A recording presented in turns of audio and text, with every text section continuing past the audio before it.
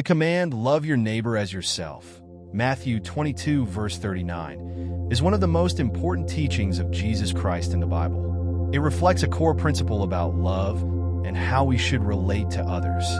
This command was given by Jesus when he was asked about the greatest commandment in the law. Jesus quoted this command from the Old Testament, Leviticus 19, verse 18, and emphasized it as part of his message about love. 1. What does neighbor mean?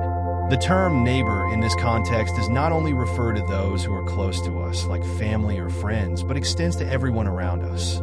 It includes all people, regardless of their ethnicity, religion, or background. Jesus teaches that love is not limited to those we know well. It is a call to love all people, even strangers or those who might be different from us. 2. What does love your neighbor as yourself mean? Jesus not only calls us to love others, but to love them as ourselves. This means that we should show the same respect, care, and consideration for others as we do for our own well-being. It implies a balanced, healthy self-love, not in a selfish or prideful way, but as a recognition that we are all equally valuable in God's eyes. Loving others as ourselves means that we should care for their needs, welfare, and happiness, just as we seek to care for our own. 3. Practical application in life. Respect and help others. This command encourages us to act with kindness and compassion, always seeking ways to help and respect others.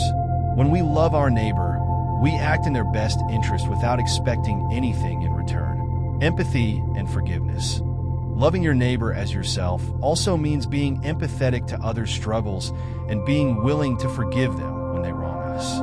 It calls us not to judge, but to understand. No discrimination. This love does not have boundaries of class, race, religion, or beliefs. It encourages us to treat everyone equally, without prejudice. Unconditional love. This is love without conditions.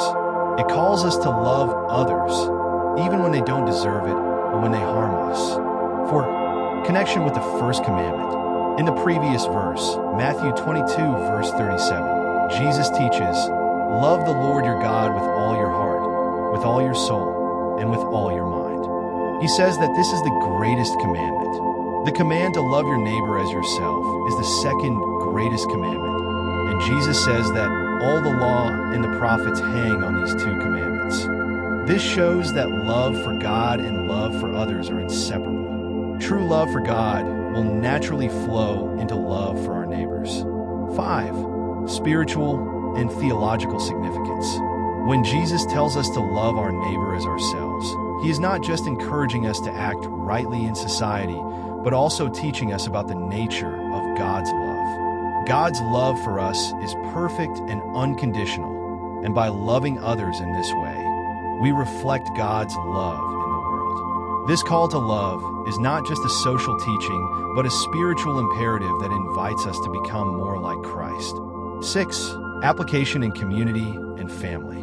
Family.